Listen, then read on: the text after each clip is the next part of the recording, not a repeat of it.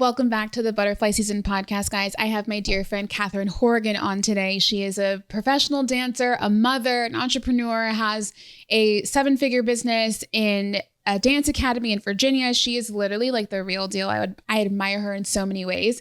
Today, we were talking about like all of the cocoon seasons that she's had, how they kind of compound on each other. Some of the lessons from the previous ones trickle into the ones that she's experienced now and ultimately helped her to live her butterfly season. But in addition to that, we talk about the modalities that she's used to kind of help her out. We get into astrology, we get into a little bit of religion, not anything to put anyone off, but we just like dive into fun things. And I know that you guys will enjoy this podcast. I enjoyed speaking with her. It's so great and insightful to see somebody be so raw and vulnerable around their life, not like what they are, but who they deeply are in their core. I know you guys will love this one just as much as I do.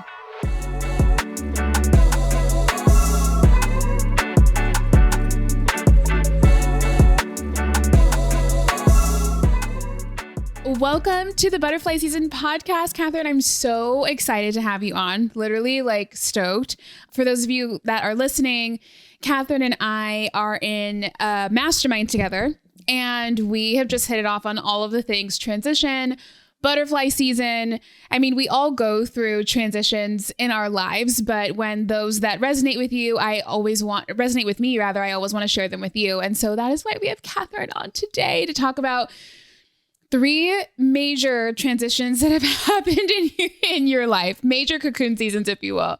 So talk to me about your very first, when you realized, okay, maybe it was in hindsight that you realized that this initial, like one of the big 3 of your transformations was the initial one. Talk to me about what that entailed for you. Thank you. Thank you, Aisha, by the way, for having me on this podcast. It means so much to me and I love what you're doing, and it resonates a lot with this cocoon and butterfly season, and it's so artistically put, first of all. Thank you. Coming from a dance career, it's common. We all know, and I think any athlete, professional athlete, knows that eventually you're going to retire and transition out of the field of performance or athletic sport. There's always an end where you can no longer physically do it. You don't know when and how it's going to happen, and you want to be prepared as much as you can.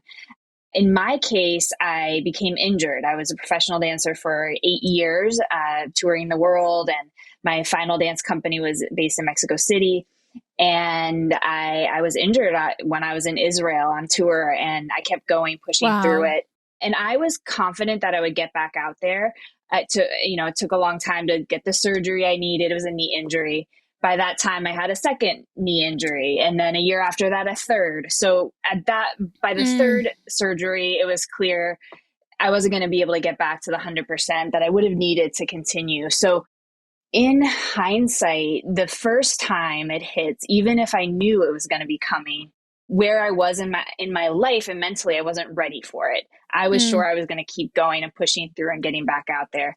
On the other hand, the dance career, you need to transition through it because your life needs to begin in another way, in another point, and you have to figure out what's next. So it became an opportunity for me to figure out how the heck I was going to move forward. What was I going to keep dancing in another form or become a teacher, choreographer, or what?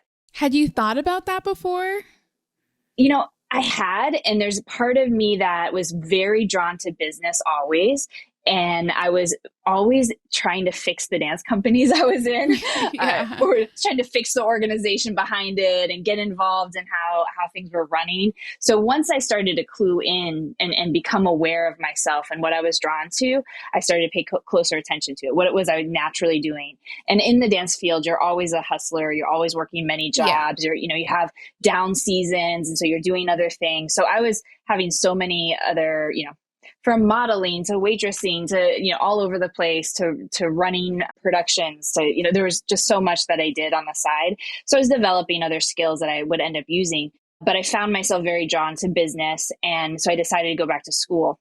And really the challenge is like, where are you at? The reality sunk in. I had no money. I was living in Mexico. I had been making pesos for the I had moved out of New York City. Like I just had given up my New York life and had to start over from zero at that point in my life. I was married at that time. And so coming back to the country, starting over was a real humbling moment that I'm like, man, I'm really, starting from square one and I'm 30. So let's go. So Yeah. starting from where I was at that moment, realizing I had to just humbly start over. Let's, get it done. So I went back to school and got my master's, meanwhile teaching full time, started a nonprofit dance company. So I pushed hard, and something in the dance career that taught me, how to do that mentality of doing so much all at once and going for it 100%, that helped me get through that season. I just am so curious. So you had mentioned like, okay, you left Mexico and you had to start all over and you came back to the States and then you went and got your master's. Was getting your master's something that you always wanted to do? Or was it like, you know what, I know that I could fall back on like higher education, so let me dive into getting my master's because presumably whatever is opened up from there will be stable? So interesting. I think I took that direction because I had these inklings to want to do my own thing entrepreneurially, right? I'm like, I'm going to do, I was very into holistic medicine at the time. And I had done a lot of PT for my body. So I was always used to doing these different forms of rolfing and, massage therapy, et cetera. So I was into that. And I was thinking, I'm going to go in that direction, start my own thing. But I had no cash, zero cash. Yeah. So really starting in that position, I had to be realistic to where I was at. And here's what I realized looking back. I went to my conditioning. I went to my upbringing in that moment and how I decided to transition. And I fell back on education because that's how I was brought up. And I went the traditional route that time around. So yes, sure, it was my circumstance, but also I didn't take the risks and the opportunities and say, okay, I'm going to start a business. I went to safety and to what was known and what was expected in my family for how I was going to pursue the next stage. Get your education, gain your skills, build a life through working for someone and going up the corporate ladder, if you will.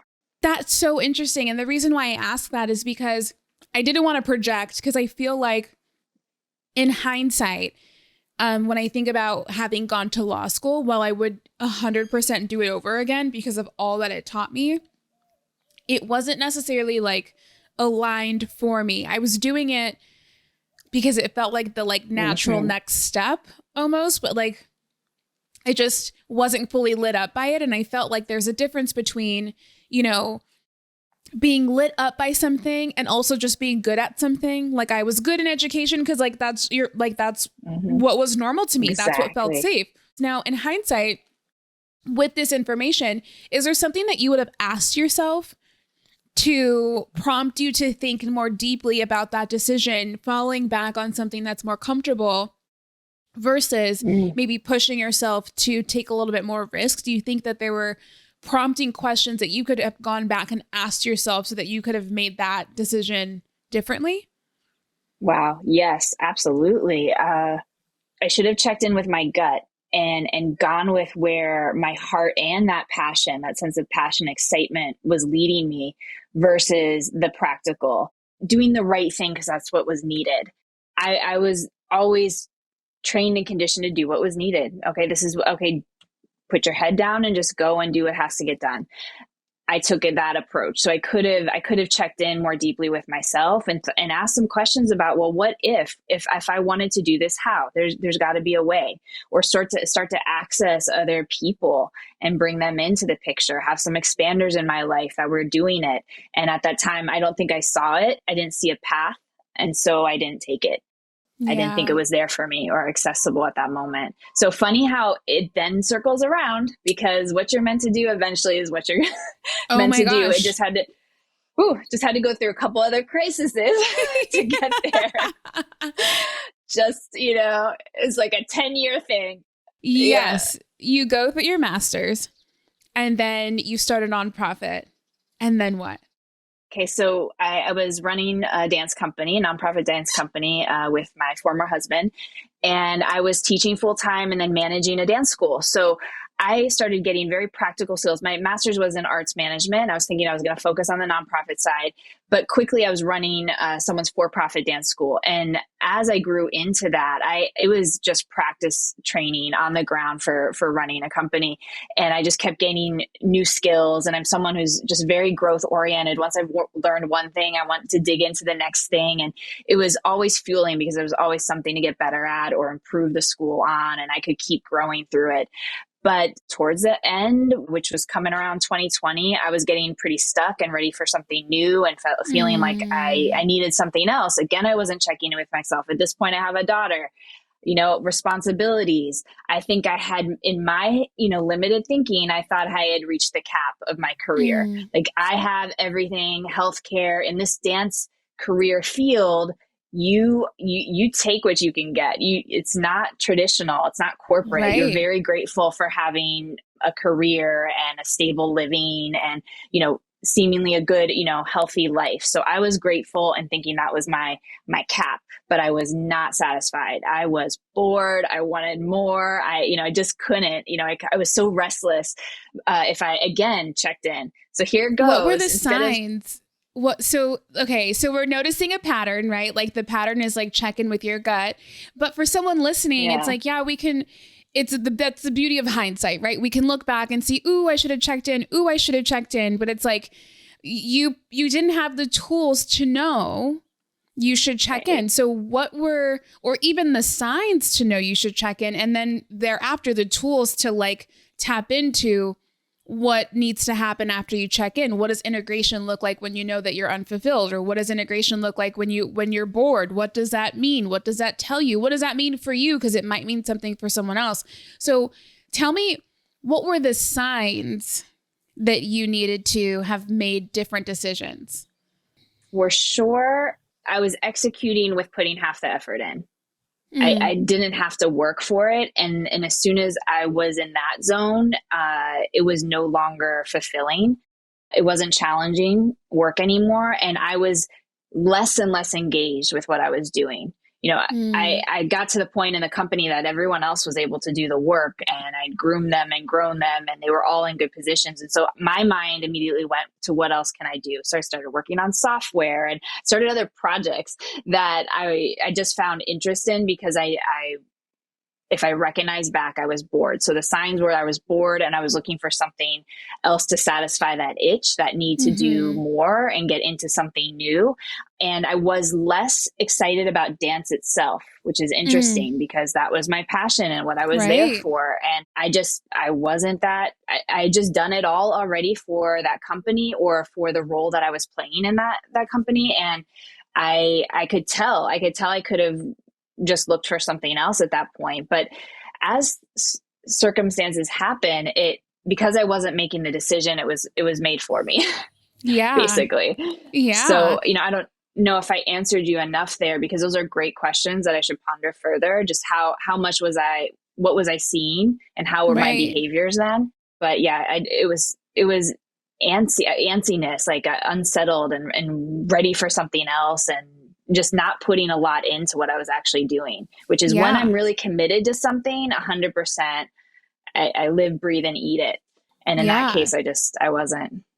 So what was the decision that was made for you, and what did that look like? COVID happens, has affected so many people in so many ways. At that point, the company, the owners of that company decided to close it. So I had a few months to wind down the company, and it was very traumatic and dramatic, and it was a very healthy company that I had grown and put a lot into. And I felt like I had put so much into it. I felt like it was mine. Yeah. And looking back, I didn't detach enough from it, but I kept pouring into it and wanting it to work and wanting to fix it. And the writing was on the wall. They decided to close it. I wind it down, and so my husband and I both lost our jobs, and I had to decide what to do. I was pretty burnt out at that time and didn't think I wanted the same thing that I just gone through or working for that school, because I, again, had felt this sense of boredom and wanting something different in my life. And I thought, well, I have all these skills, maybe I can use them in a different way. And I was interviewing for executive director positions in dance companies and schools, staying in my field, but in a different company. And then it just kept coming at me that I should go for it. I should start my company as an opportunity here. What was it? What was coming at you? Was it signs? Was it dreams? What was it? People were encouraging me, which was helpful. I felt it. I knew it deep down. And I spent a month assessing it. I was riding like 12 miles on my bike every day. I was going deep into my own self so that I could get past fears and make decisions and take the risks that were going to be needed if I said, yes, let's go and commit. People were encouraging me, but I had to encourage myself because no one was going to tell me to do it or not to do it. Yeah. And there was a challenge because as things happen, things get divided very quickly in a circumstance like that. So two of the teachers start their own school, kids are getting pulled, families are getting pulled in all kinds of directions. It's drama. Could have been a movie. Chaos. Yes. Yeah, chaos, drama. And so I'm in the middle of all that and thinking I'm late because I have not started already, and you gotta go and make the call. And I was just unclear because I think I had taken on the trauma of the experience so heavily and I wasn't kind of out of it. I was in it deep. But I felt once I saw that, okay, this is what I had to work on. I had to reframe that month that I was working through it. I reframed the difference between success and failure.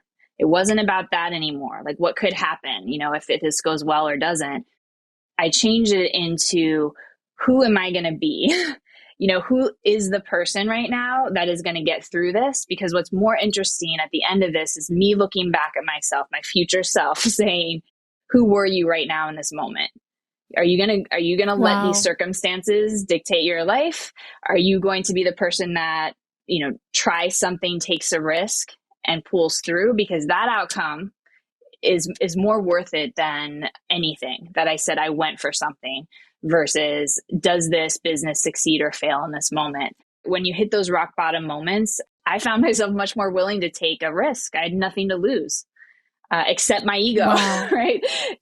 Except my sense of self. So I had to remove it. I had to remove the ego self and say, okay, well, it's not about doing this well, right? It's going to be messy, ugly, fast, and I'm going to do the best I can because I had to bootstrap it. And I had 4 weeks to put the company together before we had to launch. Oh my gosh. It was, and I had been running a company, but I had to start this from scratch. It wasn't, it didn't exist. It wasn't a thing.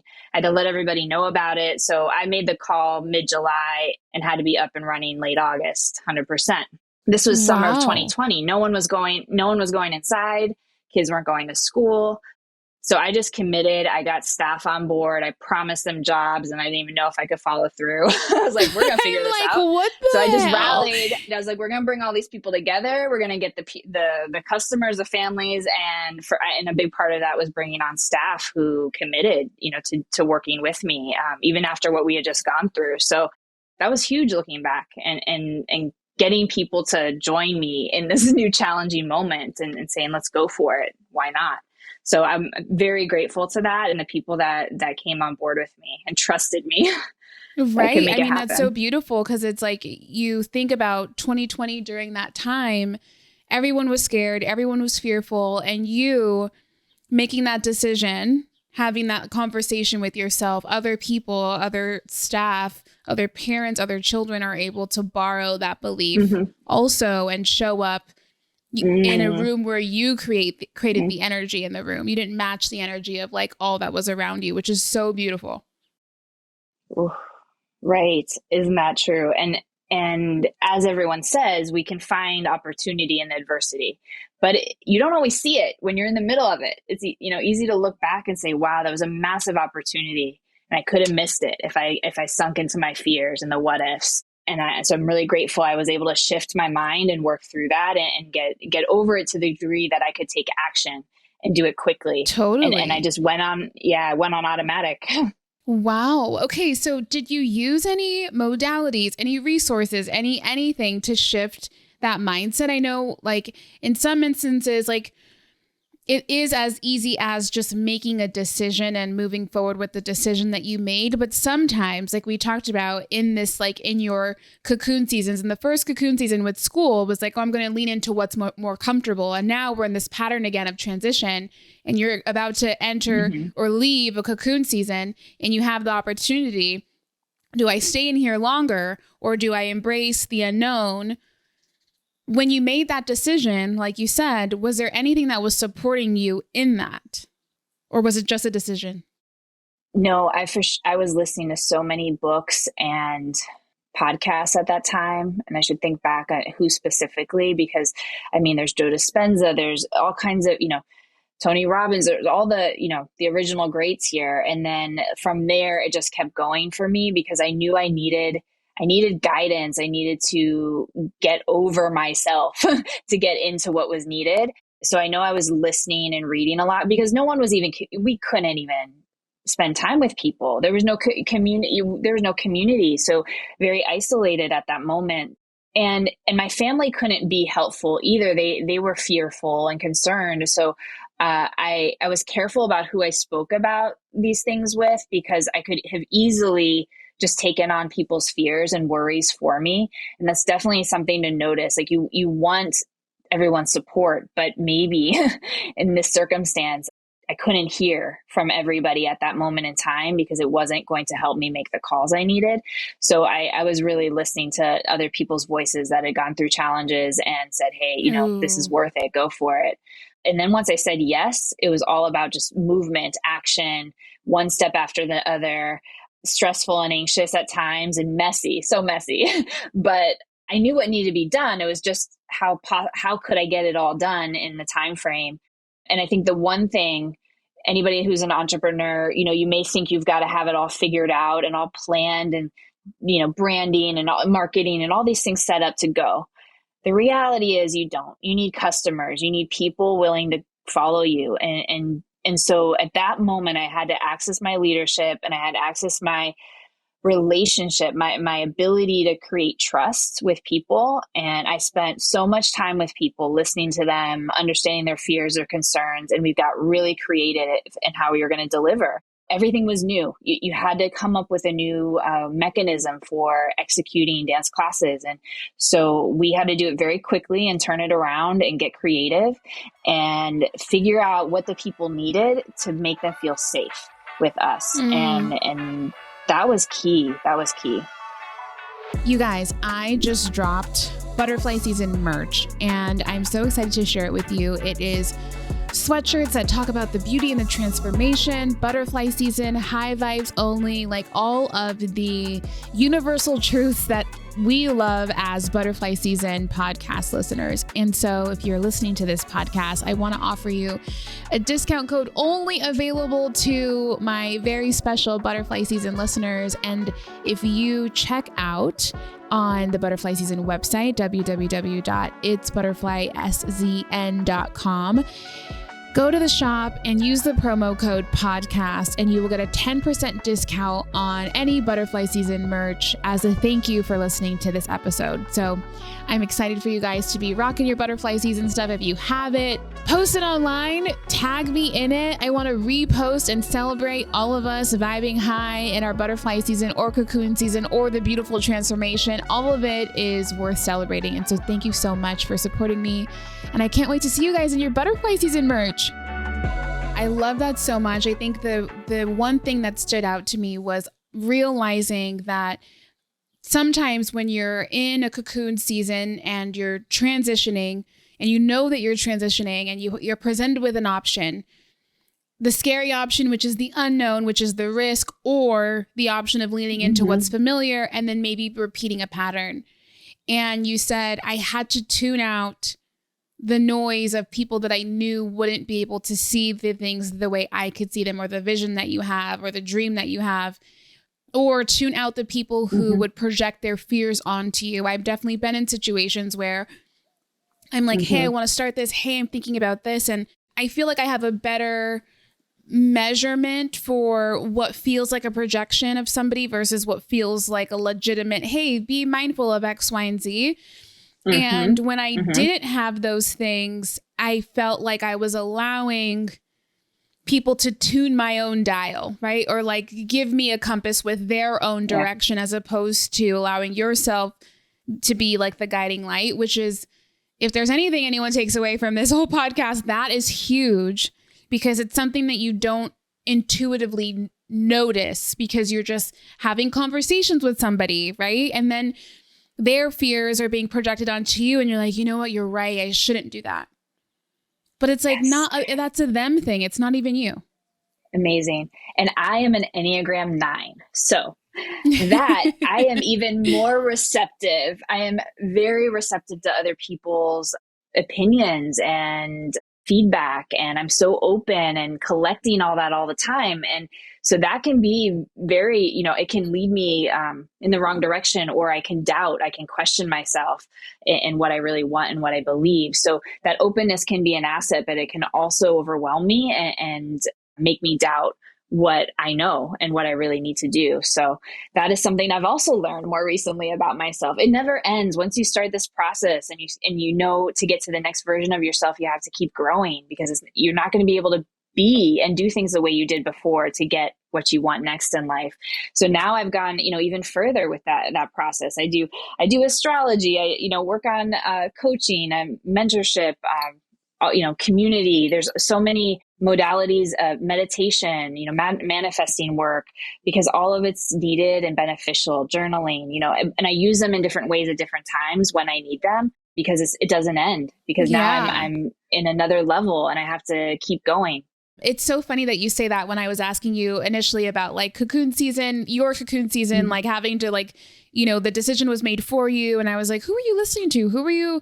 How were you making these decisions? And one of the people that you mentioned was Joe Dispenza. And in my like cocoon season that brought me to the Butterfly SZN podcast and to the idea of Butterfly SZN, I was like deep in the rabbit hole of Joe Dispenza, like I had nothing to do. I was doing hour-long meditations and it was just transformative for me. But it's so funny because once you go down the self-development rabbit hole, once you go down the idea that there's so many modalities out there to help you be your best self, live the best life that you want to live, and realize that like a lot of the trials and tribulations that we go through are things that we create, that life doesn't actually have to be that like resistant. Everything actually should be working out for you. It's us that creates these situations and detours from the things that we want to do. And so where that leads me to, and what I'm curious to know more about from you, is over time, I mean, this is like 2 years into like what I feel like now is more Butterfly SZN vibes. I've been into astrology a lot more. And before I would be like, oh, this is so fake. This is so like whatever. It's like they'll say whatever they want you to say. But I met this gal in the same mastermind that we were in 2 years ago. Her name is Natalia. She's like one of my like dear friends now, and she is an astrologer. And when I was going into my cocoon season was in that year of the mastermind. And she goes, can I read your astrology chart? I was like, okay, like having no idea what's anything. And she goes, oh, babe, it's your Saturn return. And I'm like, oh, okay. Is that like Mercury retrograde? Like, is it going to be done in a month? Beautiful. I didn't even, because I was so sure that Saturn return meant like the timeline was Mercury retrograde, meaning like just a short amount of time, not too long. Katherine, I didn't even ask her how long it was. I was like, oh, okay. She's like, I was like, what does that mean? She's like, it's through it's transformation. It's going to be, you're going to be unlearning a lot, coming out anew. And I was like, okay, like whatever. Month 6, I'm calling her on the phone crying, like, I don't know what's going on. Like, I'm just so stressed out. I just want this to be done. She goes, let me read your chart again. So she's like, pulled it up. She's like, yeah, it's Saturn return. I was like, how long is this? This is so terrible. She's like, you have 6 more months. I was like, oh my God. But what's so funny was that like, it was true. All of the things that were going on in my life were reflectant of what happens during that time in astrology. And I started looking more into it. And I'm a Christian. I believe in God. And so I felt like, is that conflicting with my views? And then I was just like, wouldn't God be so meticulous to give us this as a guiding point for like what's actually going on in life? Like, wouldn't that make sense? It's like, everything is here for you. Here's some help. So I say all that to say, you mentioned astrology. And I'm curious, like, what that means to you. What do you do? What do you look up? What are all the things? Yeah. Okay. So it's new or to me. Mm-hmm. And I love that you have had that process. I'm a Christian as well. And I'm a Scorpio and rising is Cancer. And I felt that was very limiting, just knowing that part of it only.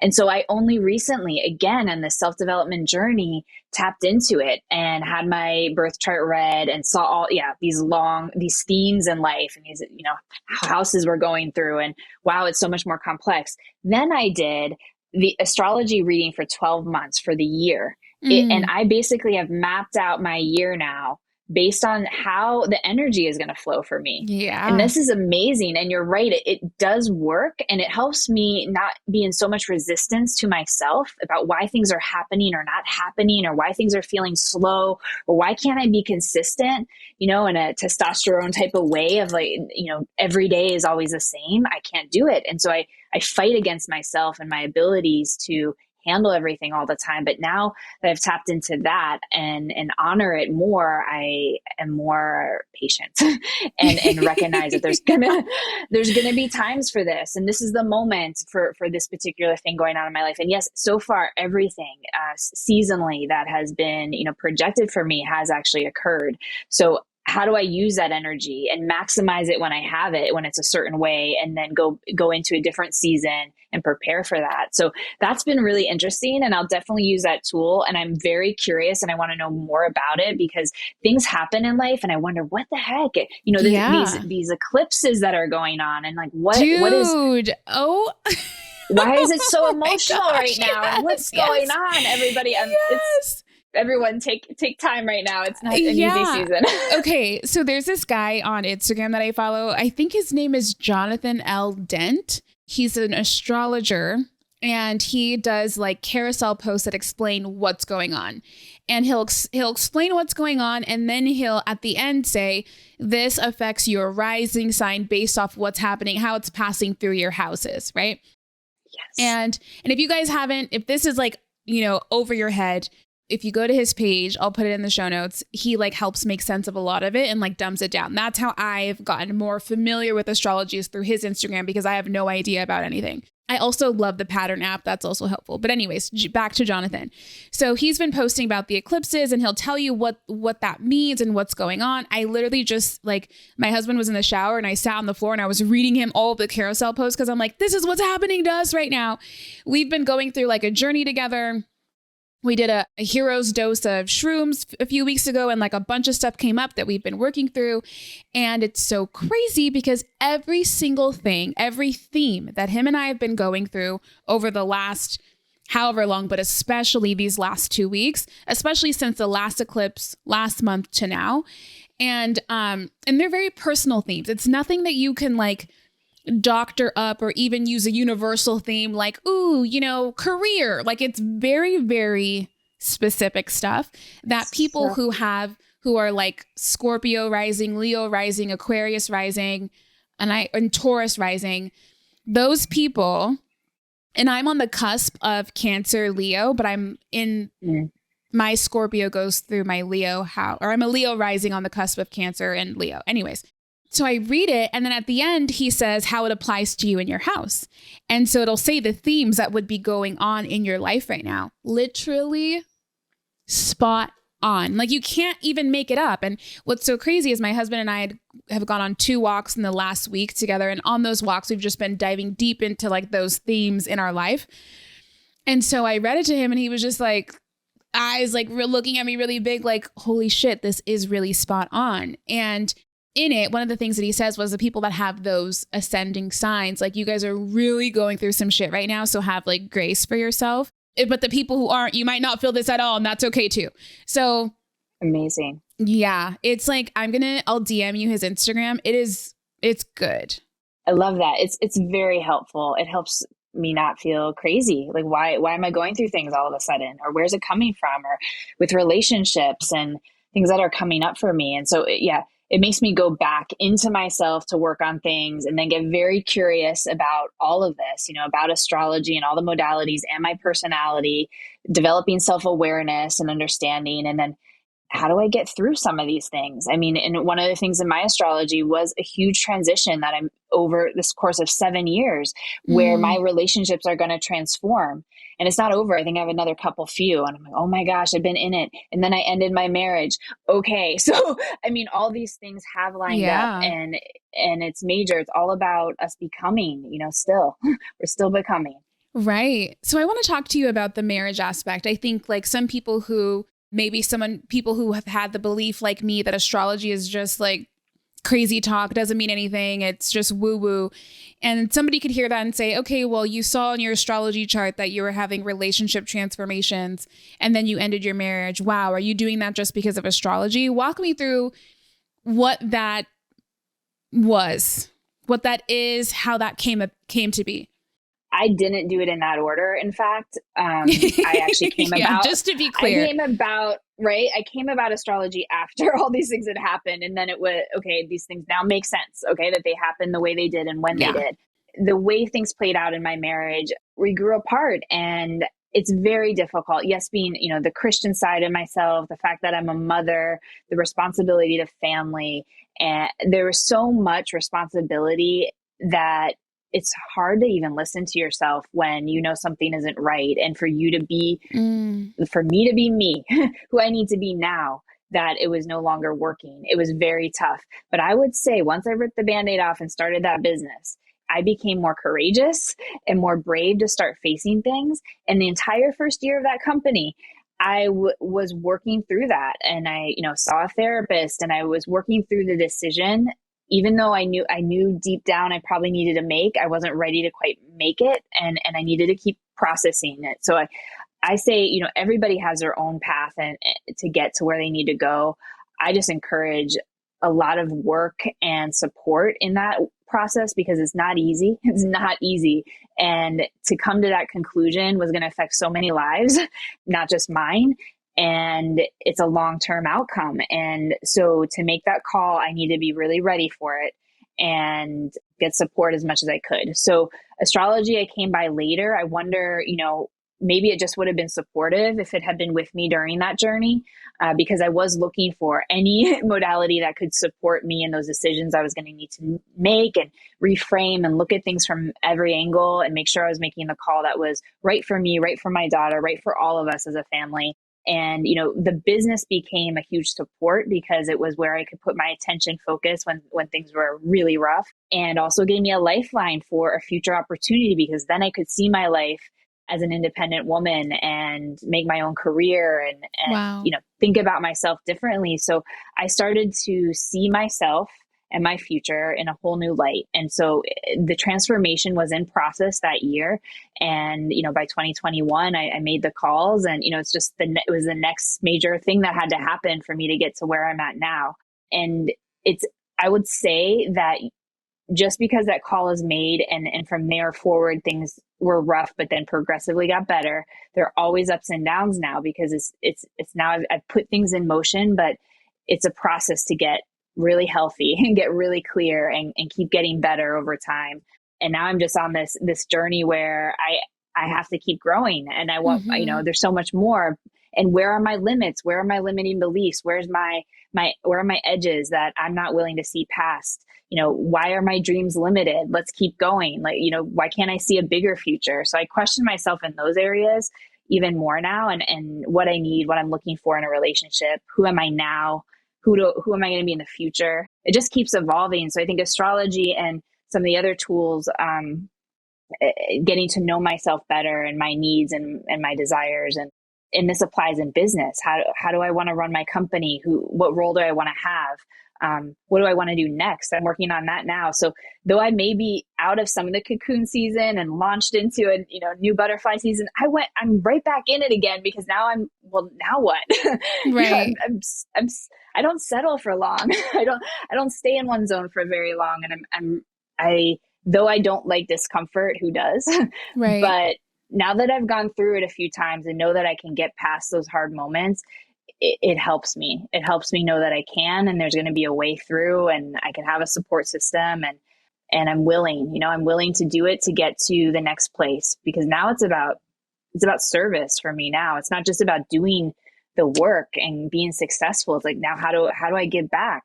What can I teach, share, and give to others who may need it? Because I certainly know I needed it. And so any expansion and expanders and support that I got in these past years in my life, I want to be able to give to others. That's so beautiful. You mentioned that like you were finally able to see the light like that was in you, or that you could be this person. Explain to me the difference between the person that you were versus the person that you were able to see and that you wanted to become. Oh my goodness. Wow. Yes, I was a completely different person, but functioning, I was a highly functioning person as far as I'm going to do a lot of work. I have a strong work ethic, family values, rely on those things. But I was focused in doing things a certain way in life based on my upbringing, that those patterns and conditions about the way I should live my life, in a very structured, safe, Midwestern way that I came from. So I think in the first half of my life so far, I was focused on that way of being. And now after these couple transitions I've gone through, the more recent ones, I see myself and I keep growing into this, like, who am I now? I'm understanding that my freedom and my joy and my energy and what I can give relies on me not being set up in a certain structure and not limiting myself by certain expectations and society's views of things. I'm an artist and I'm a businesswoman and I get excited about a lot of different things and I'm multi-passionate about things. In the business side, I was the integrator before, and now I'm a visionary. And I love that. I can no longer be that integrator, and there's a lot of struggle there, and I'm good at it, and I know I can do it. But there's a side of me that just has to think and create ideas and develop possibilities.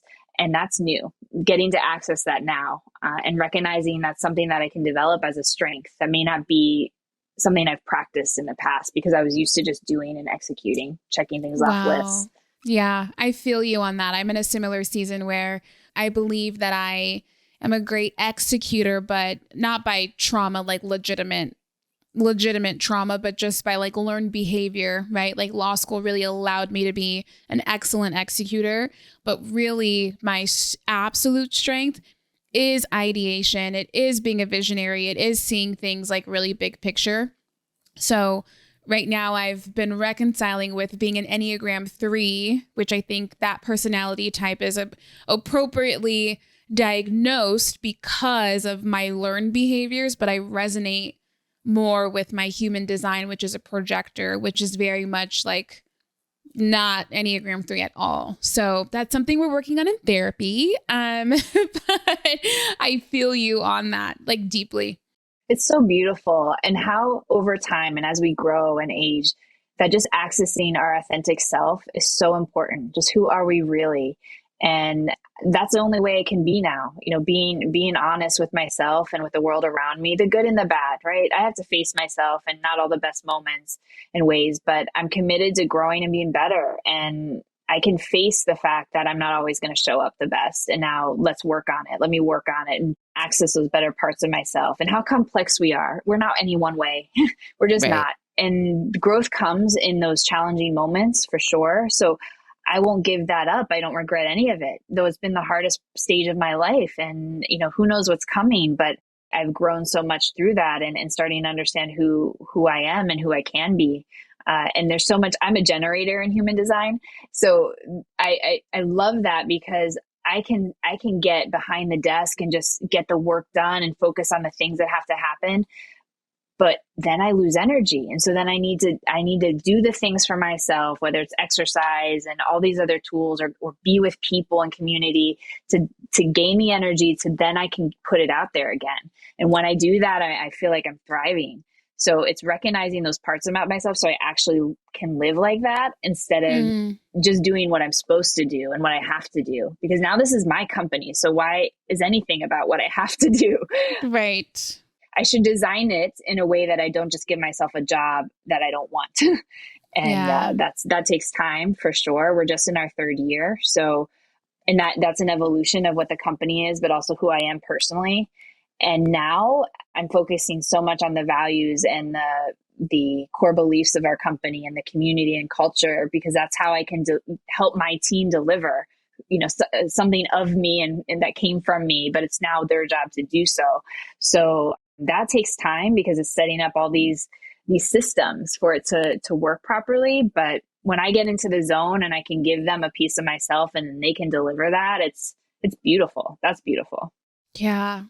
I am so so grateful that I had you on the podcast today, because this has been such a beautiful conversation to see all of your cocoon seasons, how they overlap, how they transition into the next one, and how you, especially as a Christian woman, have been able to use modalities to help support you through your seasons of growth. I am absolutely obsessed with that. And so I'm just so thankful for you. This was such a great conversation. Thank you for sharing your energy with me and my listeners. I'm so grateful. Thank you for having me. It's been beautiful, and I love the work you're doing, and so great to relate on this level and just talk real, just be real. And I hope it helps some people out there. It's worth it, right? To share and be honest and humble about ourselves and our highs and our lows. It's just a beautiful journey. So thank you for giving the opportunity and the space for us, not just to talk about what we do, but really who we are. So that's what matters. Yes. Of course. Well, I love you so much. And I hope you guys love this too. Where can we find you online? Where can people get in your ethos of all of the things? Of course. And I'm just honestly starting to put myself out there in the social media world because I've been so busy making this company happen these years. So at Kat Horrigan is my personal Instagram. At Dance Academy VA is the company, and you'll see what we're doing there. We just did a relaunch of the brand, so we're very excited for what's to come with that. Very excited. And the danceacademyva.com is the website, and there'll be more to come. I'm excited to keep generating more material now and share what I've learned and support others from here forward. Beautiful. So give her a follow and let her know that you listened to this episode, and message her a takeaway from all of the goodness that was today. Anyways, thank you guys so much for tuning into Butterfly Season. I will talk to you soon. Thank you.